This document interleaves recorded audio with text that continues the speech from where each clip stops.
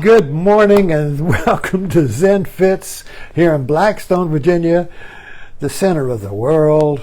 But you too are at the center of the world, but nothing here in Blackstone fits, but everything fits. And this is really funny because I just gave this talk. I have two friends here, old friends from yoga in 1970 in Cleveland, and they were sitting here, and so I'm giving this spontaneous talk, and I forgot to push the go live on here, so I gave the whole talk without recording it, and I think that's the funniest thing. So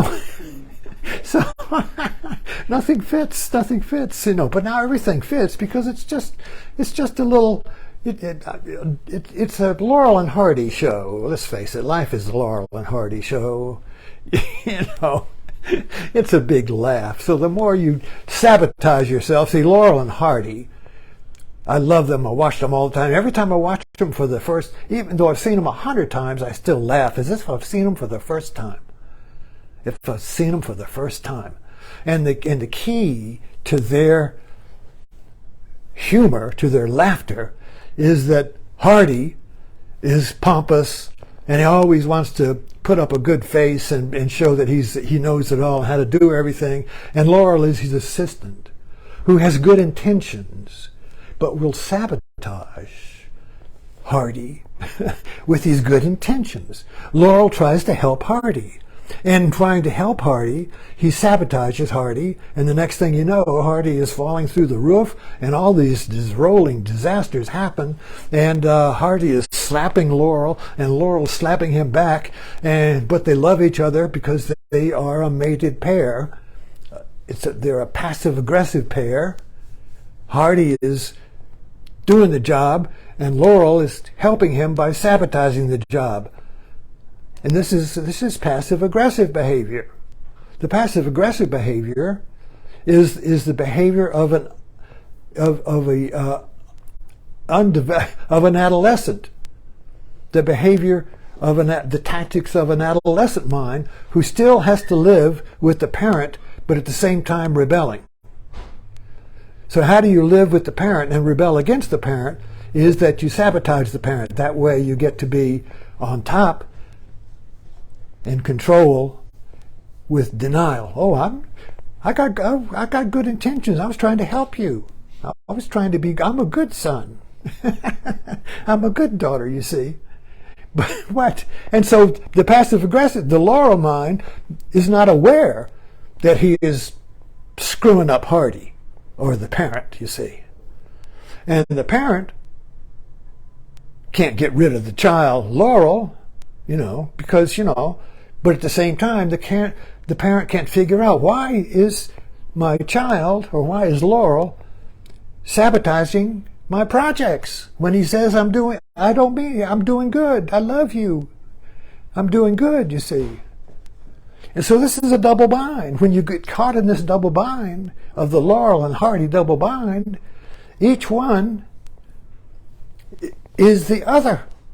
Each one, you can't logically understand why this mess, everything, all these Laurel shows, skits in, with Hardy saying, well, this is a fine mess you've gotten me into.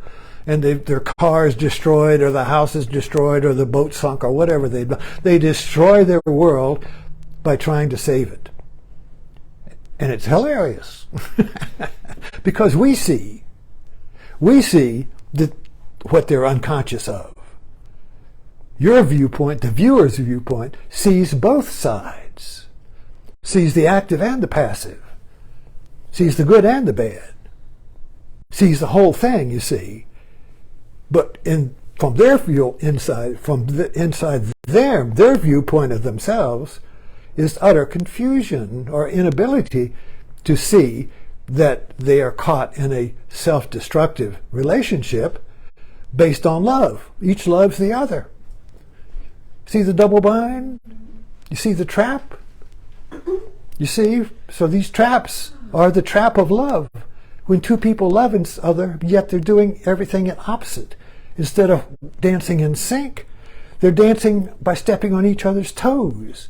You said Fred and Ginger would be dancing in sync. We love them because they're in sync. They both move together in sync with either one telling each other But when we're out of sync, we're Laurel and Hardy. We're dancing with the world, and we're trying to make the world fit me, and the world is saying, I won't fit you. The world is saying my way, and I'm saying my way. But we love the world, but the world is our split, you see. Our separation is creating a Laurel and Hardy show.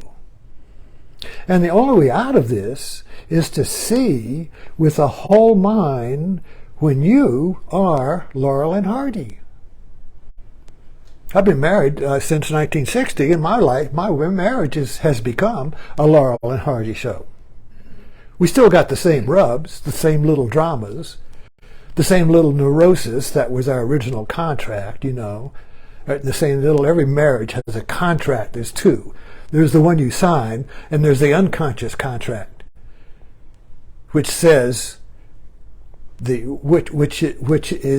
creates the glue of the marriage by making it into passive aggressive. I don't say passive aggressive here, but just into a push-pull relationship. And you see this all the time in relationships where they might get into a fight, but if you try to break up their fight, they'll both turn on you. They like their fight. They like their dance, even though they're stepping on each other's toes, you see. So Laurel and Hardy are stepping on each other's toes. They can't get in sync. So this is a great spiritual teaching. The spiritual teaching is that you, as a viewer, can see both sides at once. You don't take Hardy's side and say, oh, that Laurel is real, I got to get rid of him. We don't take Laurel's side, because Laurel's side is Hardy's side, and Hardy's side is Laurel's side. It's ambiguous. You can't separate them. They're different, Laurel and Hardy, but you can't separate them when you stir them together. It's kind of like a martini. Take this martini. It's got a monkey here, and it's got a monkey here. It's not a martini in here, but it's my favorite glass. You got a monkey here, and so this is Laurel, and then this is and this is a martini. This is Hardy, you see. They're different, but you stir them together in a martini, which is the show. You can't separate them. So the spiritual message or liberation of Laurel and Hardy is that it's the two that's one.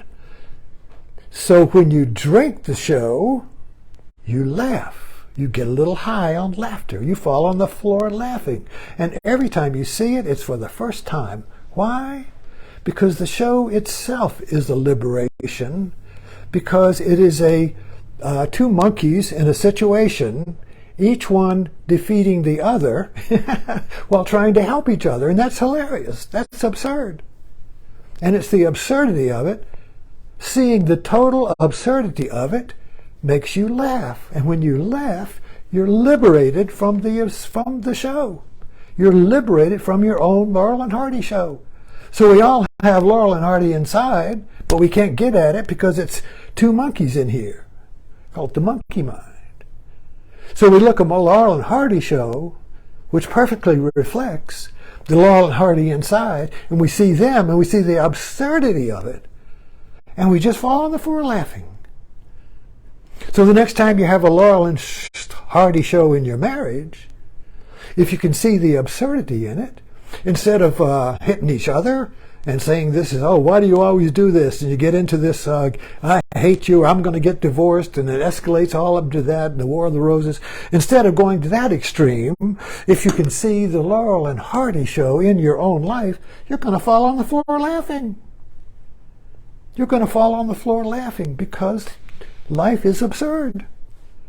But when you laugh at it, it's not absurd.